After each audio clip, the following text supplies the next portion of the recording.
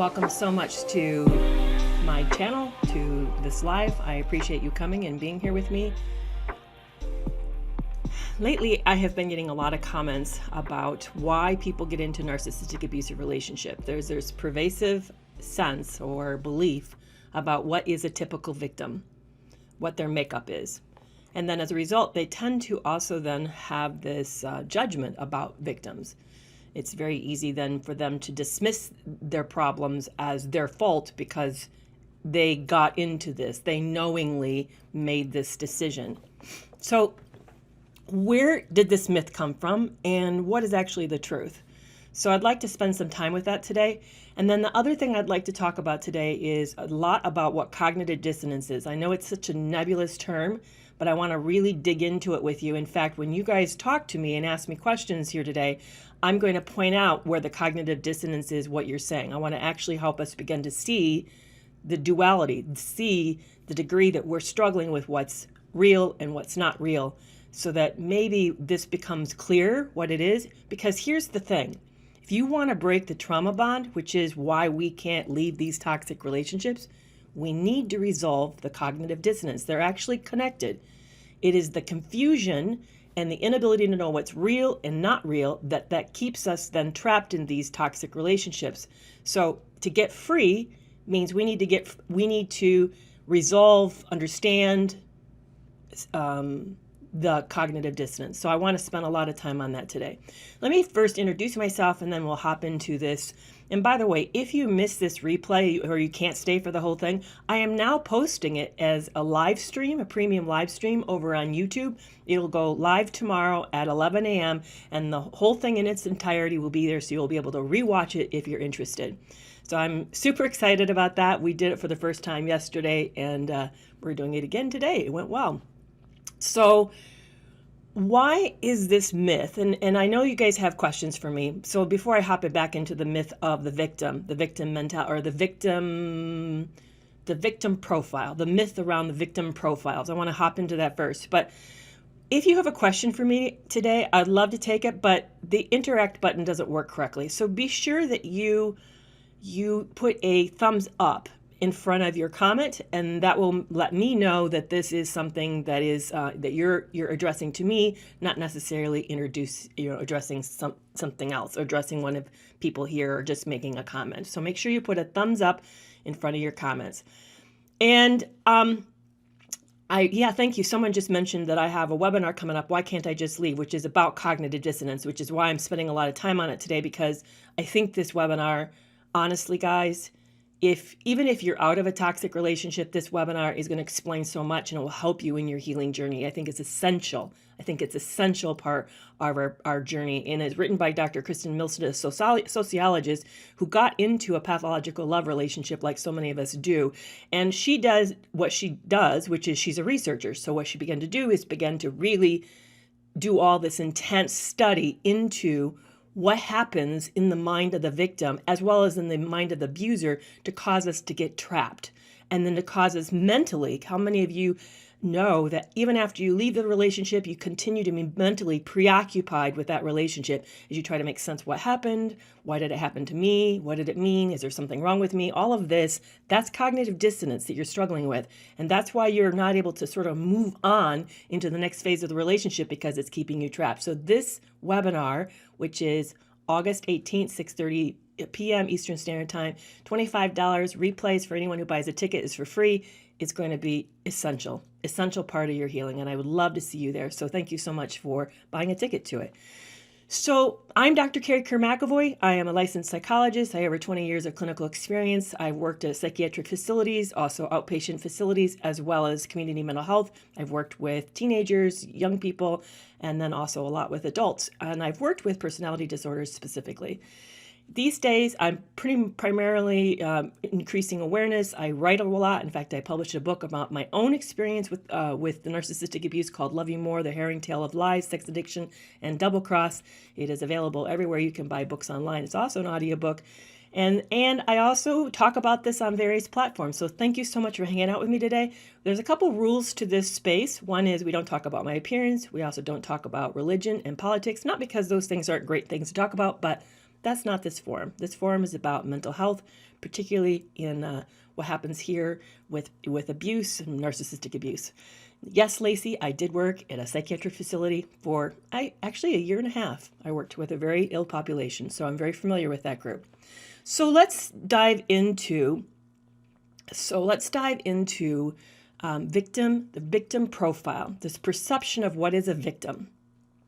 And one of the things that you probably have heard it said about you, probably have someone has said to you, hey, it takes two to tango. So if you got into this relationship and it went wrong, then probably you need to take a long, hard look at yourself and figure out why you got into this toxic relationship. How many of you have heard that? I've heard that. I've heard that multiple times. I've had many people over the years tell me that. Did you know actually that's not true? And I can't even tell you where it came from. It came from early, like the maybe 1960s to 1980s, when domestic violence shelters were getting up and they were seeing this population of people coming in needing help, and they began to look at their personality types, and they noticed just sort of a trend, and the trend was these women, primarily were women, were codependent. In other words, they had come out of some kind of addiction relationship or a family with addiction problems, or they tend to be really easygoing, compliant, and people-pleasing. And so as a result, they sort of said, maybe that this is what makes these people vulnerable, is that they're so easygoing and they lack boundaries and they have low self-esteem and they came from a troubled home. So the familiarity and the inability to protect themselves made them at risk to put them into the next relationship. And that's why they got into this toxic relationship. Now, there's the fascinating part. Sandra Brown actually got to hear her speak, said, no one researched this question. This question just came out of observation, anecdotal material only. There was no research conducted to say, is this a true assumption or just based on slim population and we don't really have a good, we don't have a really good subject base. They didn't ask. For 30 years, that perception persisted, was written about, put in books, all of that, and no one researched it. So Sandra Brown realized that there was no research into this topic, and in 2014, she did this massive study in Purdue University. I'm sure you've seen me many times put it on I'm linking to it and talking about it. She did this big study of pathological love relationships, and she was particularly looking at psychopaths and their relationship with women. There were a few men in the study, but primarily the victims were women. So she talks about it gender specific just because her research is just gender specific. Would you believe she found the myth was wrong? It was wrong on two levels. One, they're not looking for troubled people for a partner. They're actually in fact, she does groups with psychopaths, and they told her this. It not only was observed by the study, but it was actually observed by their report.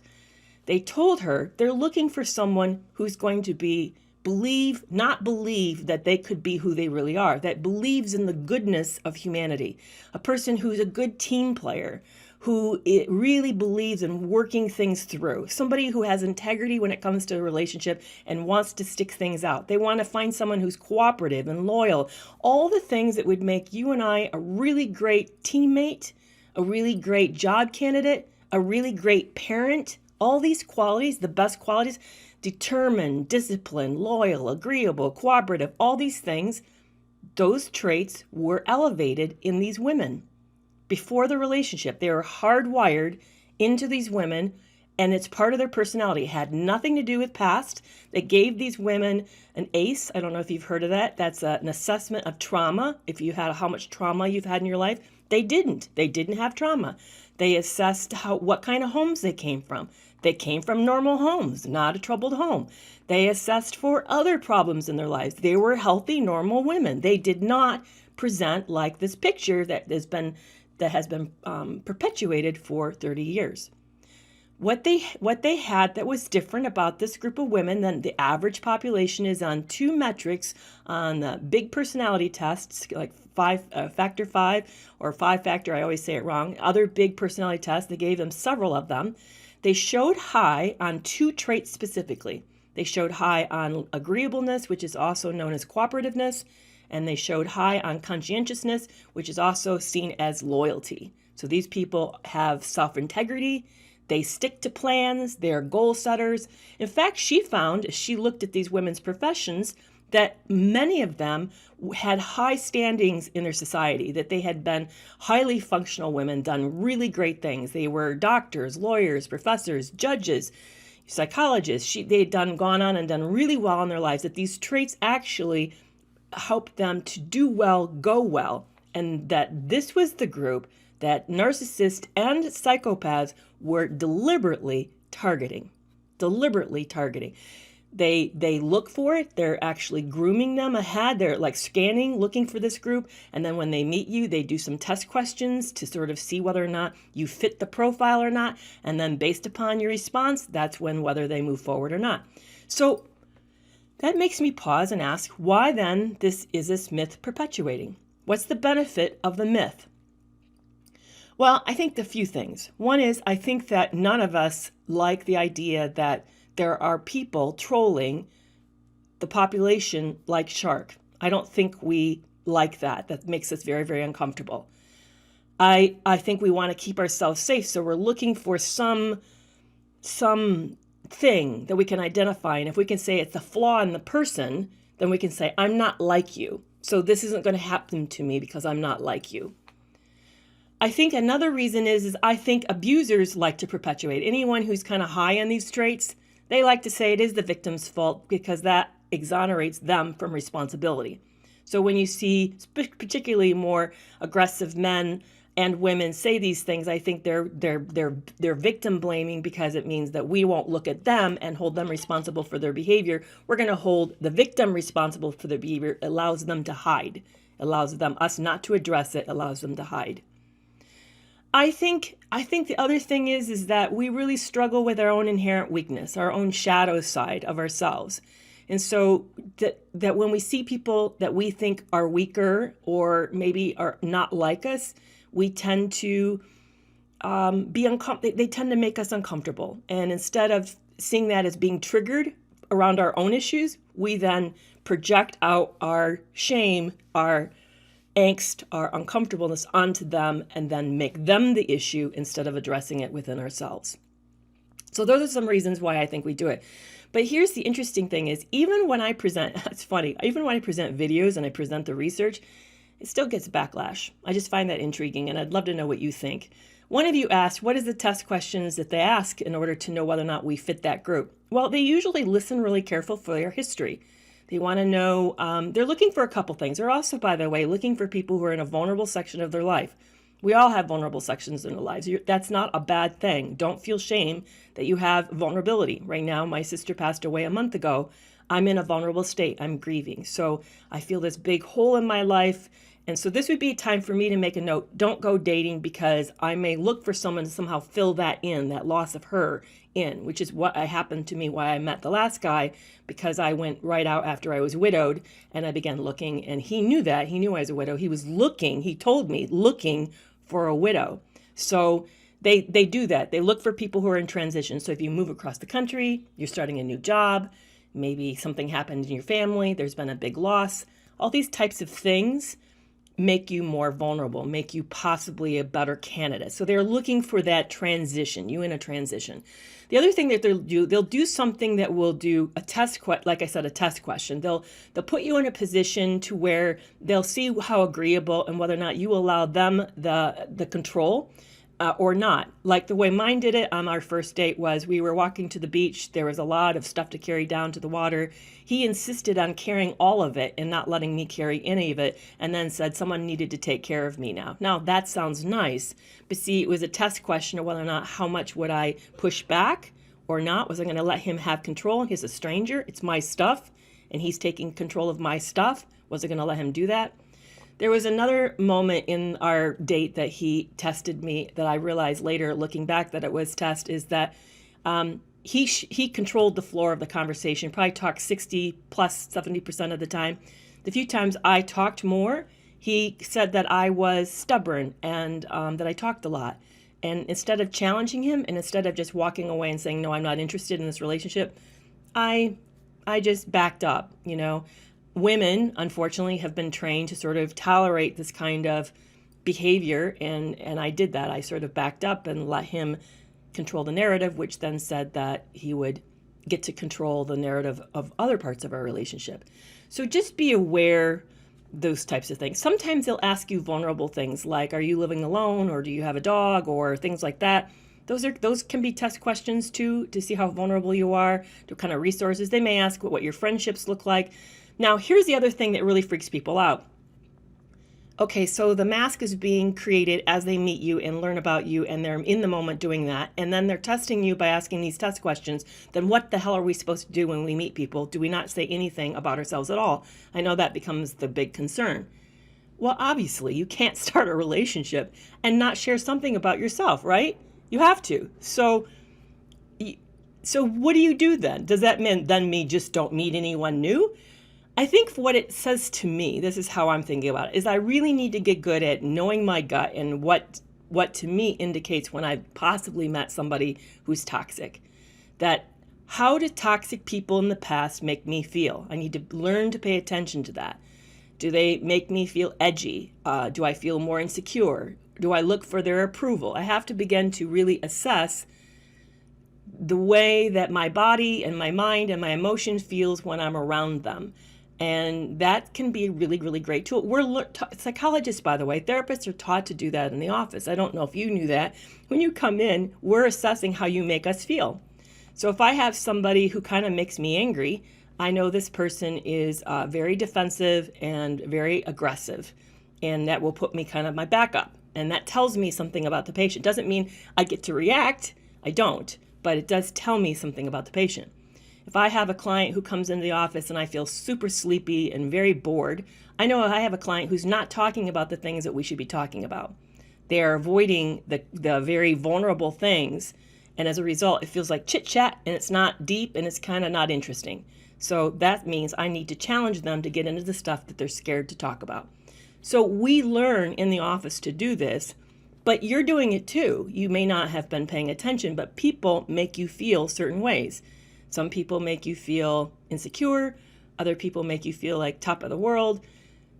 You have all sorts of reactions. So learn to listen to how people make you feel, and particularly learn to listen to how psychopaths, sociopaths, and narcissists make you feel, so that when you meet someone new, you can know whether or not they're tipping off those bells for you and making you feel really insecure.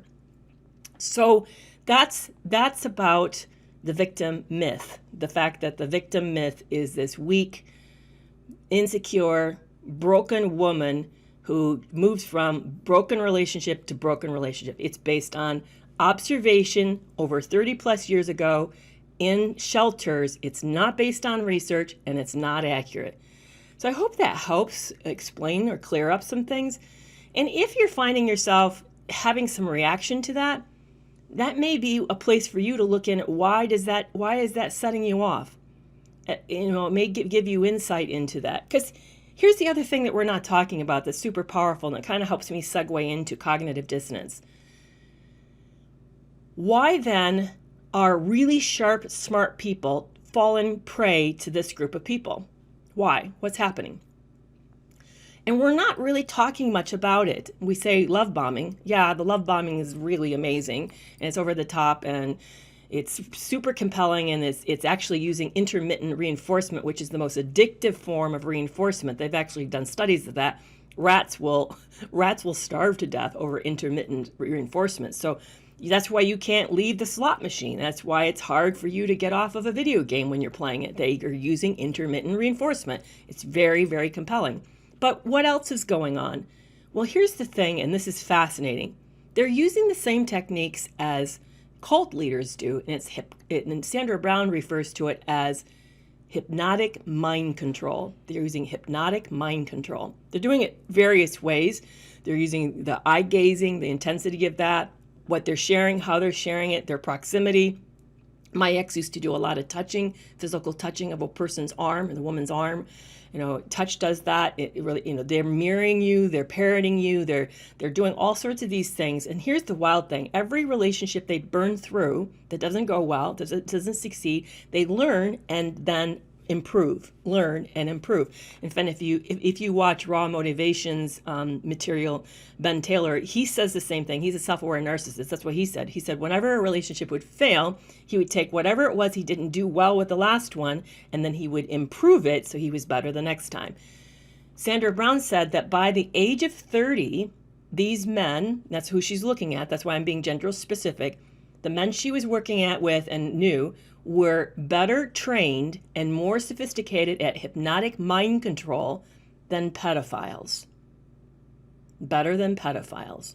So it's actually, it's a tactic, a technique that, and Don Hennessy in his book, How He Gets Into Her Head, great book, highly recommend it. Don Hennessy is part of the Irish Law Enforcement Task Force looking at domestic violence, said that these people who do this are so sophisticated at it that if you meet them and you meet a good enough one, you won't be able to resist.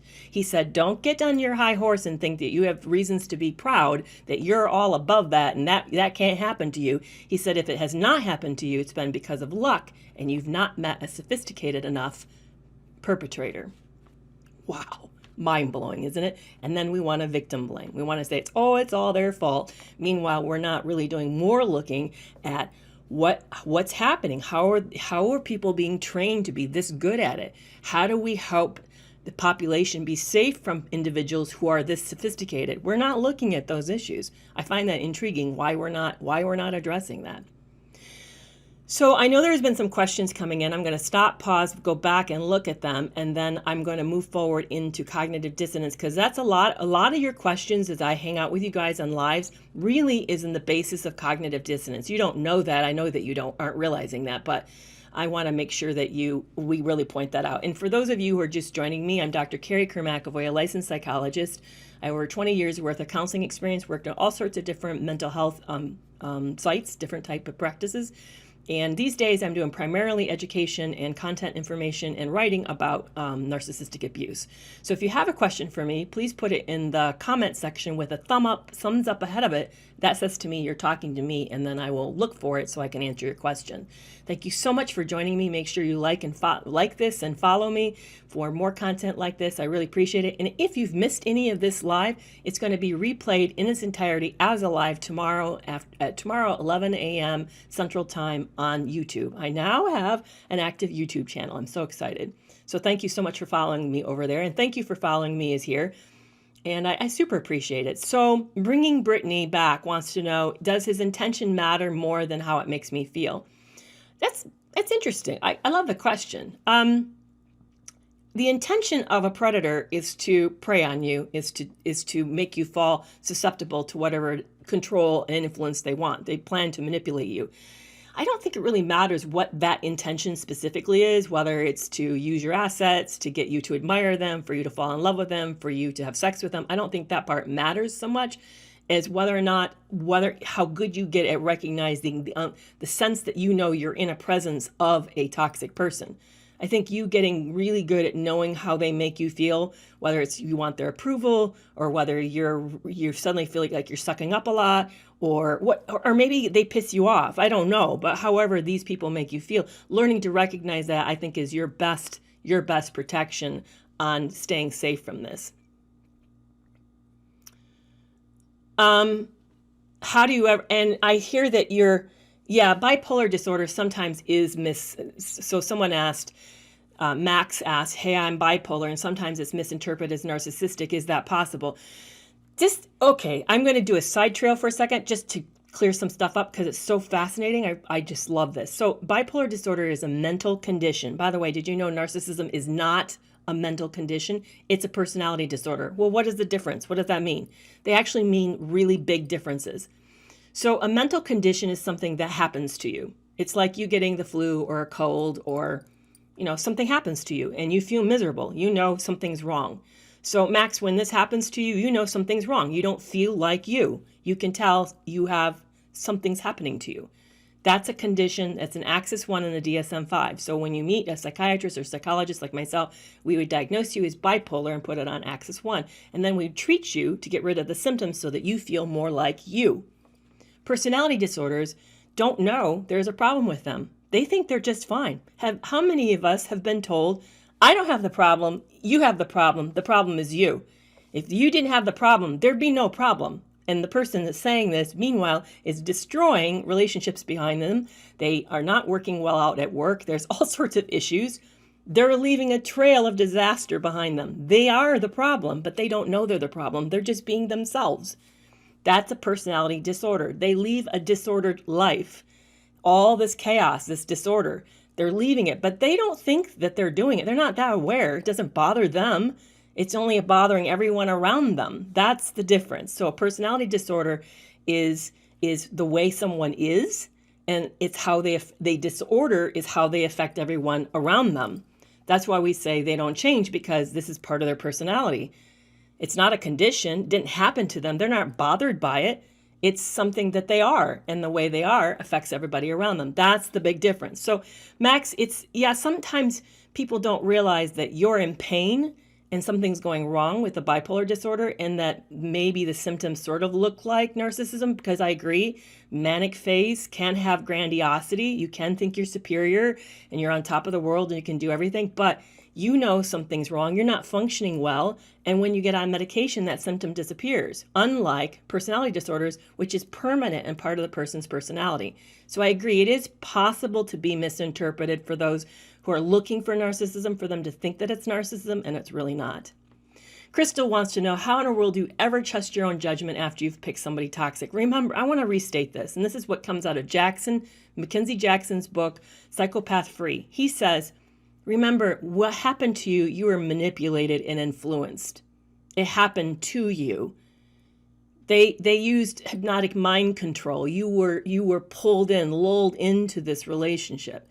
Yes, it's scary, and yes, we don't want to do it again, and I know it causes us to feel like we've betrayed ourselves.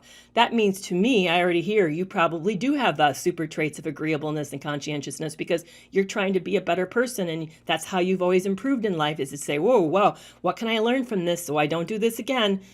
But what it is it isn't that you did anything wrong. What happened is that you met a really dangerous person who then used your best qualities against you. Now, so what do we do about that? Because I don't want you to become a less likable, less wonderful person. That's not the goal here. But the goal is, I agree. I want all of us safer. I think part of it is, for me anyway, because I also score high on those two things as well, is to learn that I don't necessarily owe my best qualities to anyone just because I meet them. For me to really think about, is the timing right, in the relationship? When do I want to disclose things? How does this person make me feel? When they put me in the bind on purpose to make me uncomfortable in order to take care of them, for me to not assume that responsibility, it really forces me to have to get, in a way, I have to say to all of you, and I would like to know how it makes you feel, but in a way, it feels a bit like I'm not able to be fully me, because if this was a safe world, I wouldn't need to do these things. There wouldn't be any reason to. I would be okay as I am, exactly the way I am. But we don't live in a safe world. We live in a world filled with sharks. So that means I have to then realize that where I'm at and who I'm around and how safe these people are. But I really want you to not blame or shame yourself for this, but yet really learn to listen. Like I said, use your body to learn to listen to the signs that maybe this person is not safe. And you'll find that there are ways that they make you feel, even with good ways. They may make you feel like wonderful, but you'll learn to say, woo, when someone makes me feel this wonderful, I need to be careful, because this is a sign that's probably not real. So just learning to pick those things up will really help you a lot. How does it seem that they all go to the same school? There's this pattern. Isn't that wild? They even say the same things. I keep wondering, where's the primer out there? Who's got it, and how are they passing it to each other? It's wild. So here's what I think. As a psychologist, here's what I think. And again, for those who just joined me, I'm a Dr. Kerry McAvoy. I'm a psychologist who specializes in narcissistic abuse. So what I think is going on is that I think that their mindset is so similar. It's a very paranoid, fear-driven mindset that it causes a similar base set of responses. That's what I think, which is why we see the similarities, why they say the same things that they don't even know each other. And when you hear what they say, you think, oh, nobody ever says this shit. It's just too wild. Like the one I just recently put up about how my ex-husband said to me, "I hope you know how much I loved you." No, he cheated the entire length of a relationship. He was seeing 7 different women when we were dating, and he had a partner that he was setting me up with. This was a con. The whole relationship was a con. From the beginning, he set me up. He never loved me. It was a whole setup. I now know that. I didn't know it at the time. But he says to me after it's over, "I hope you know how much I loved you." And then when I said, "You didn't love me," and he goes, "Oh, it crushes me to hear you say that." And you think, nobody would say that. It's so delusional. It's actually delusional. Nobody would say that. And yet, how many people, if you look at that video, have chimed in and said, "Mine said the same thing," and they did the same thing. And the piece I also now I'm letting out of the bag, and I talk about it in my book, is there's strong suspicion. No, I don't have proof, but I did talk to another ex-wife of his. There's strong suspicion that he was actually feeding me arsenic for over a year. He was attempting to poison me because he stood to inherit the money. I had to do a will because we were in another country building a company together. And if I didn't, then probate in that country would chew up the estate. So to protect the company, we drew up a will that the company would go to him. He stood to inherit the whole thing. So he was poisoning me. I was super ill, super ill. If you want to hear how ill, I describe the symptoms in the book. Love You More, The Harrowing Tales of Lies, Sex Addiction, and Double Cross. I knew something was really wrong. And in fact, near the end, I actually collapsed. And I was collapsed on a flight. A doctor thought I either suffered a heart attack or had a stroke. I couldn't find words. I had lost control of my bodily functions. My heart rate was thready and fast. I was out for a while. He thought I had a heart attack. And it wasn't. I had a full exam. I've talked to a neurologist. I am perfectly fine and now believe that it was heavy metal poisoning. I was being poisoned. My urine if you want to know, it's in the book. But yeah, he was trying to kill me so that he could have the money. Wild, huh? But he said he hoped that I knew how much he loved me. That brings me into the cognitive dissonance. See, what that saying, that's an example of cognitive dissonance. His behavior says that it's not true. His words say that it is. And when you've been love bombed and you think you really met the real person in the love bombing, you don't know that what you heard was all a lie. And so you believe the words, despite the fact that behavior doesn't line up, and it creates this state of confusion in your head so that you literally are living in a duality, 2 different worlds. This person's treating me horrible. People who treat me horrible don't love me. They're abusive. That's existing at the same time. He says he loves me. He does nice things to me sometimes. And then when something really bad goes wrong, he tries to make up and then he works really hard. See, that's the good. And they live side by side and create this state of confusion. And then that state of confusion paralyzes you and makes you unable to leave. You literally are frozen. You're frozen. For those who've never been in that state, it's agonizing. It's agonizing. There's some examples. I'm seeing it on TV and some shows that are doing a wonderful job at showing it in other settings. So if you've watched the whole series of Ozark, the kids' paralysis to stay, especially the season 3 and 4, when Grandpa wants to take them away, those kids are experiencing cognitive dissonance. Even at the end, the way Ozark leaves you with Jonah, that's a profound picture of cognitive dissonance. Their inability to leave the cartel, despite knowing the cartel is ruthless and killing people and they're not safe, that's cognitive dissonance, the inability to make a decision. I'm trying to think there's another show. I've been watching Good Moms. I know it's an older series.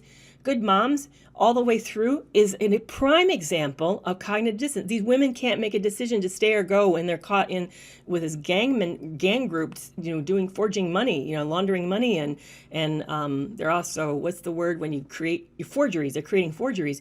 The whole thing is an example of cognitive dissonance. So it's not just only happens in narcissistic abuse. It can happen in other situations as well. So can narcissism be cured? Well, if it's part of your personality and it's your hardwiring, and there's actually on imaging brain differences. So when they look at how the brain, the functional EEG looks, it's different. It's not the same. There are certain areas that are overactive, certain areas that are underactive. Now, why? Were they born this way? Did trauma and early childhood make them this way? I think you're going to find that it's a combination of lots of things. I think for some people, they were born that way. Other people, there was trauma. Other people, it was a dysfunctional home. I think you're going to find it's a whole set of things. One thing I can tell you that's not true, so if you hear someone say this, that's not accurate. This personality traits get set around the age of 18 plus. It doesn't just suddenly show up later in life. So if you're in your 40s or 50s and suddenly become narcissistic and you weren't before, then I would say you suffered a traumatic brain injury that caused organic damage, and that's the consequence of the damage. So that's just FYI. It's your makeup. It's your hardwiring. Great questions. I really love the questions today. Thank you so much for being with me today. And again, if you missed any parts of this, it's going to be replayed on TikTok tomorrow at 11 a.m. Central Time. And back to the cognitive dissonance. I highly recommend that you guys get tickets to the upcoming webinar, August 18th, with Dr. Kristen Milstead. Her book is Why Can't I Just Leave? Waking Up and Walking Out of Waking Up a Pathological Love Relationship. Amazing. Guys, I've read a lot of books. I've read a lot of books in my life. This book is the book. If you want to buy one book to help you get out of a toxic relationship or understand what happened, or even to help you break the trauma bond, this is the book you need, which is why I'm saying to you, this is the webinar you really need to go to. So I hope you guys buy tickets and come. It's going to be amazing. It's August 18th. And thank you so much for sharing this and liking this. It's so much. I appreciate that.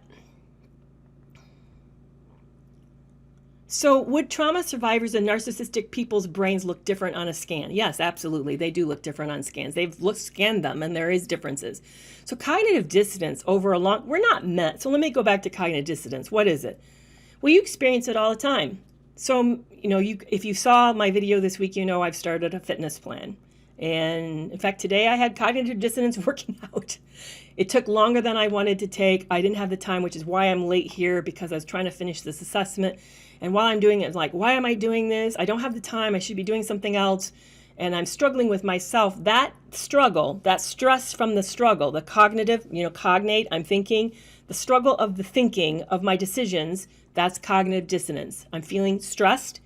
But I made a decision. I said, I'm finishing this. I will be late for the live. That's what I decided. See, that's the solving of the cognitive dissonance, because there's a decision, and then I make the decision, I move through it, and I do it. That's how it's supposed to work. Cognitive dissonance in itself is not a problem. It actually helps us make changes, helps us assess whether or not we're making decisions we should be making. It's a normal thing.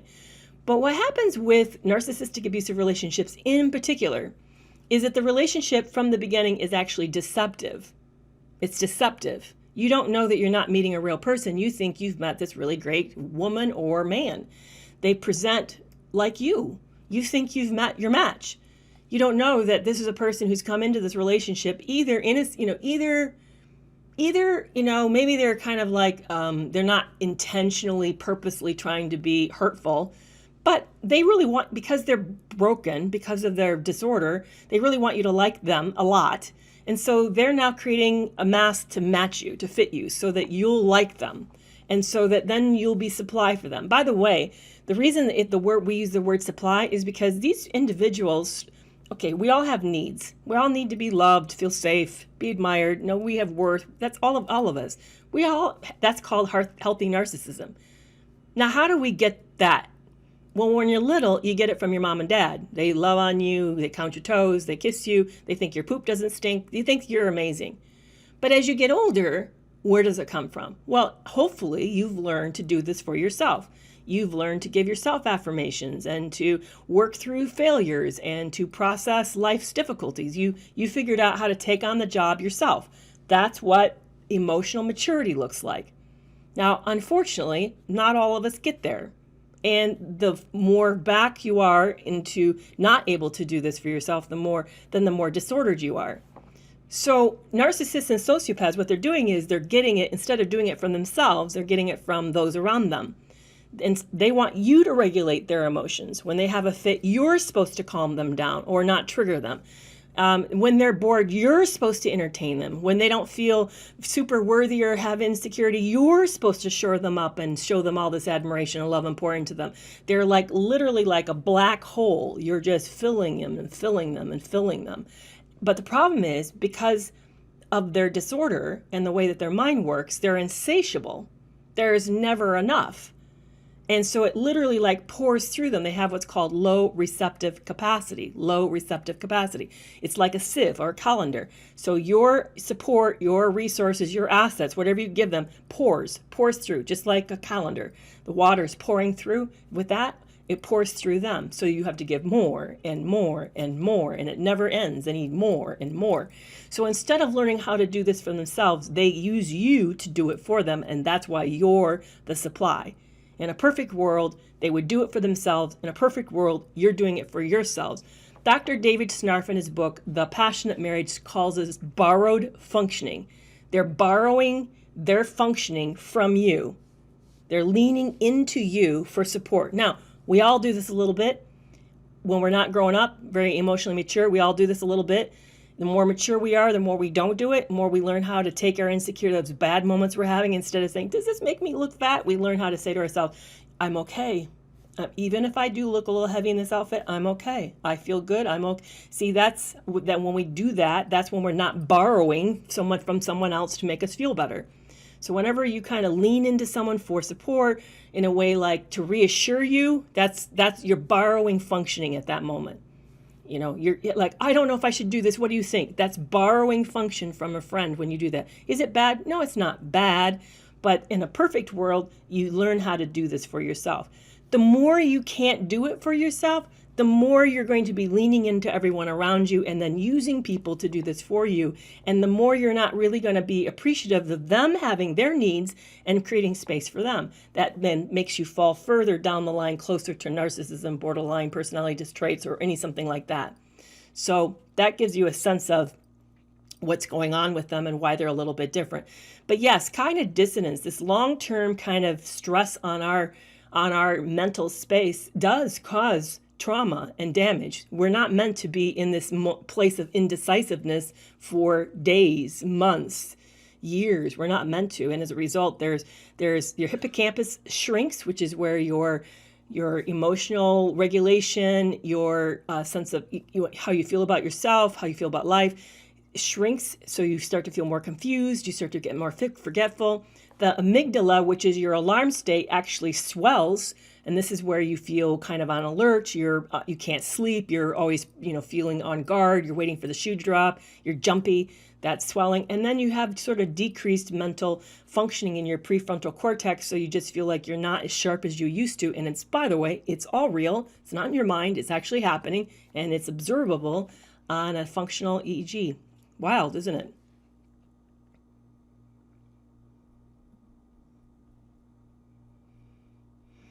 So how do you resolve the cognitive dissonance? Well, let's talk about that. How do you resolve this duality? The hard part is we have to do some grief work. You have to begin to realize the person you met, that you thought you met, you didn't meet. I likened it, because I had just lost a spouse of 31 years. It felt like I had to accept that the partner I met on those first dates had died. That's the way I framed it to help myself. That maybe you could even say he never or she never existed. That you met a mask. You didn't meet. See, we end up feeling like we're living with Dr. Jekyll and Mr. or Ms. Hyde. We don't know which is real. So we live in this state of limbo, unable, and we really hope Dr. Jekyll is real. But so we keep leaning into that direction, but we're living with Mr. and Mrs. Hyde more and more and more of the time. But we can't leave because we can't figure out what's true, what's accurate. The way to do this is to resolve the bind, to resolve the duality. And it means you have to decide which is real. I kept leaning in the direction that the guy I met, the good guy, was the real guy. I didn't want to believe that the monster that I kept seeing was actually the real guy. I didn't want to believe that. By the way, I had a moment where I told him this. I said to him, I thought that I met a good guy who sometimes wear a monster mask. But what I'm realizing is I've actually met a monster who wears a good guy mask. He turned gray. He leaned forward and said, "I'm glad you know. You have met a monster." Unfortunately, people who are ill with these diseases, who don't get help, who don't become responsible and stop the whole lineage of abuse, is monstrous. We are responsible for our behavior. So we have to give up the fantasy of the good guy and the wonderful woman. We have to give these fantasies up in order for us to heal and get ready to leave.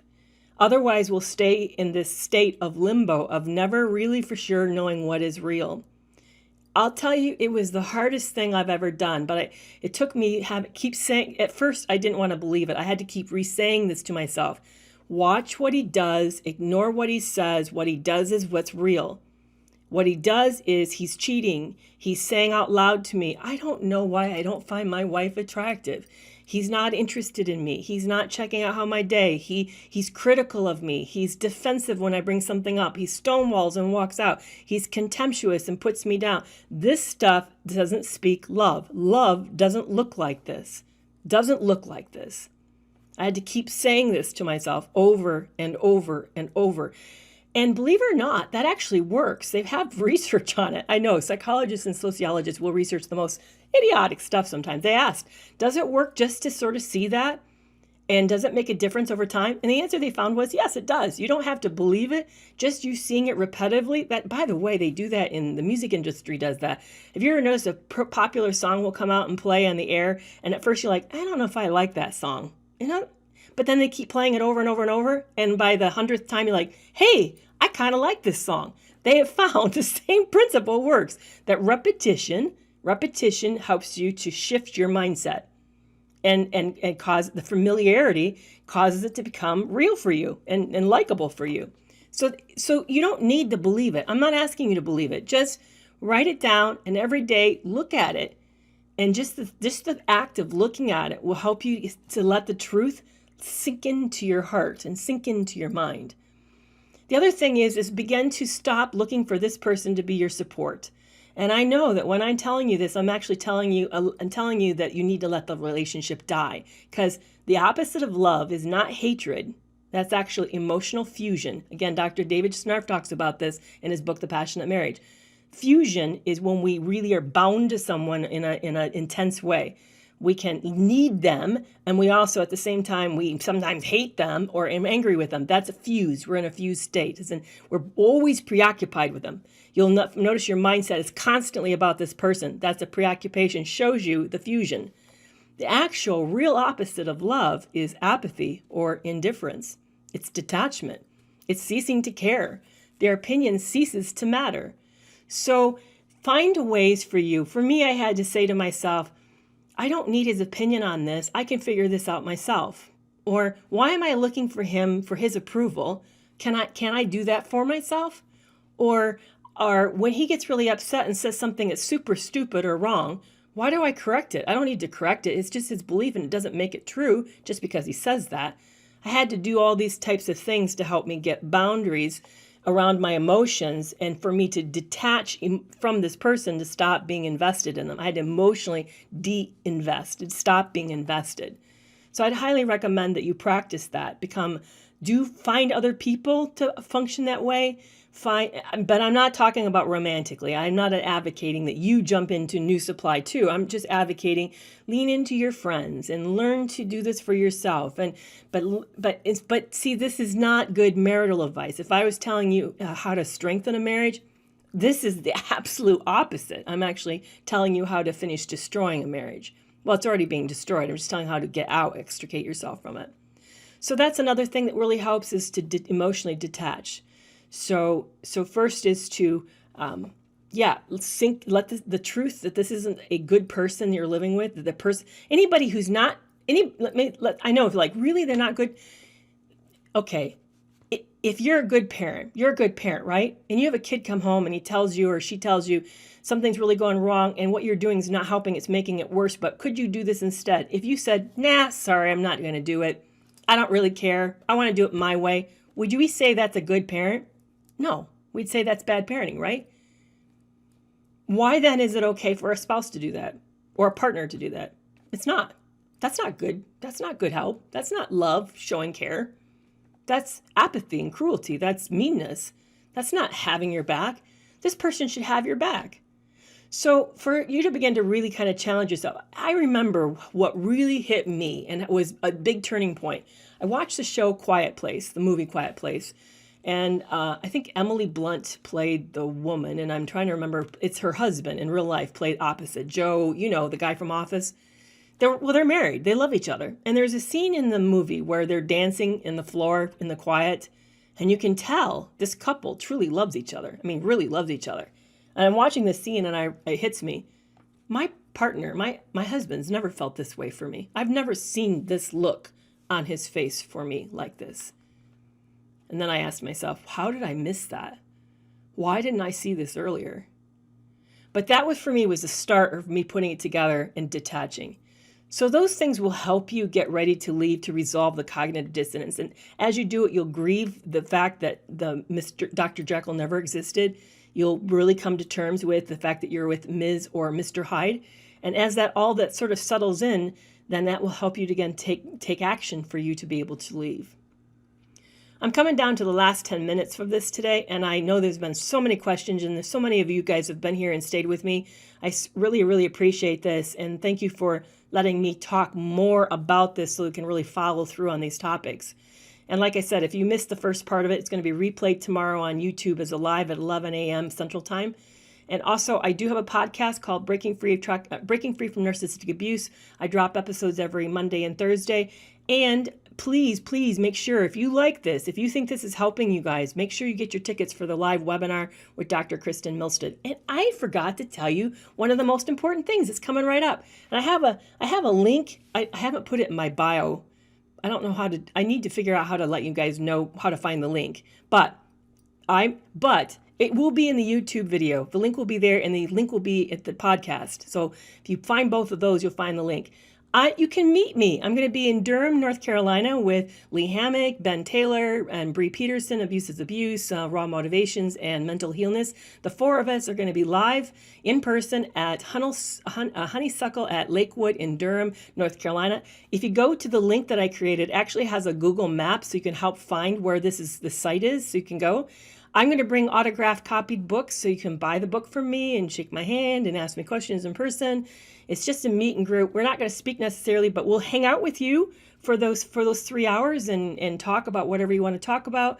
It's going to be fun. Be a photo op. We're just going to have a blast. So I super hope that you can come to Durham, and we're going to do more of this. So please be watching, because we plan to go to other parts of the United States and maybe even Canada. Canada is on the list as well. So I hope to see you in Durham. It's going to be July 23rd from 3 p.m. to 6 p.m. at Honeysuckle at Lakewood. Like I said, look for the link in my podcast. Look for the link at this live tomorrow. I'm going to put it in the show notes of the YouTube. So I would love to see you guys. Someone asked me, I'm looking through these questions. There's a couple questions I want to address that I think kind of ties up with the cognitive dissonance and healing and all of this. Can we heal from cognitive dissonance, the damage done? Absolutely. Absolutely. I want to be straight up with you, though. You need to get away from the toxicity. You need to have a break. You can't stay around these individuals and have the dynamic stirred up for you constantly, have your nervous system aroused in a state of fight or flight and think you're going to heal. You're not. You're not. I know for anyone who's co-parenting, I just told you really some tough news. There are apps that you could be using for communication to reduce your contact with the person that you've left, but you really need to get space from the individuals to protect yourself. So that's the first piece. Practice. You want to find therapy's big. I really urge therapy. You want to find therapy that sort of uses both the right and left hemisphere. EMDR, which stands for eye movement reprocessing desensitization, is incredible. I highly recommend it. It will really help you kind of disconnect the memories from the intensity, from the triggers. It'll go a long ways doing that. There's other types of somatic kind of body therapies that can be very, very helpful. Another good therapy style, and you'll have to ask or look for it. Look for a trauma-informed therapist or a therapist who has a specialty in narcissistic abuse, but also it's internalized family systems therapy technique. Dr. Richard Schwartz is the developer of it, and it's also been found very effective with trauma survivors. So that helpful. Journaling goes a really long ways in it. Believe it or not, journaling really makes a big difference. It helps you sort of like process it in a different way, to look at the material in a written form. You're using your body. It's kinesthetic, and it engages in the memory in a different way. So I highly recommend that you journal. And then hanging out in support groups. Support groups are one of the biggest predictors of recovery, is whether or not you feel that you have people around you who care, love, and see you, who understand what you've gone through. I have now a premium private group. It's $7 a month or $10 a month. There's a coupon code for $3 off for 3 months if you're interested. It's called Toxic Free Relationship Club. It is in the link in my bio. I'd love to see you over there. We're having fantastic discussions. One of our members just left and is going no contact, so we're all like, hooraying her on. So if you want that kind of like love, support, a safe place to really be yourself, check out Toxic Free Relationship Club. I really love the group. It's been wonderful. So those things can go a real long ways to help. Someone else asked, there's another really great question that came in that was sort of on the line of all of this. What are some green flags? That was the question. What are green flags? How do we know we've met someone healthy? Let's end today with that discussion. You met somebody healthy when you set a boundary, they're able to hear it and they respect it. You met somebody healthy when you share something really vulnerable, they pause, they listen to that, and they show understanding. They don't dismiss it, they don't brush it off, they don't ignore it. They actually have a response that shows sensitivity and understanding. Somebody who can share the floor with you in life, let you make decisions around certain things, and then they make decisions around things. They share that. There's a mutuality. You want somebody who also can be vulnerable with you and then lets you show up for them, and they can share things that are really tough in the moment, not tell you about it in the past, but they're actually in the moment having a hard time, and they let you in on that. Those are all things that tell you that you met an emotionally sophisticated person. Look for somebody who's done hard work. Maybe you see this work in some other area of life. Maybe there's a practice, a meditation practice, or yoga, or they've done something that you say, wow, this person's taken their mental health, their emotional health seriously, and they're attending to it, not just to their body. They're attending to their mind and their spirit as well. Those are all, watch how they handle their underlings, the wait staff, the people who serve them at work, who are the co-workers who work for them. Are they kind? Do they show sensitivity? Are they healthy people? All of these things can help you give signs of whether or not you've met somebody who's healthy or not. Thank you so much for hanging out with me today. This has been really wonderful. Next week's going to be a weird week. I'm going to be hanging out with Lisa Sony, Stronger Than Before, and Ro, Roller Coaster of Love. The three of us are celebrating my 60th birthday, delayed.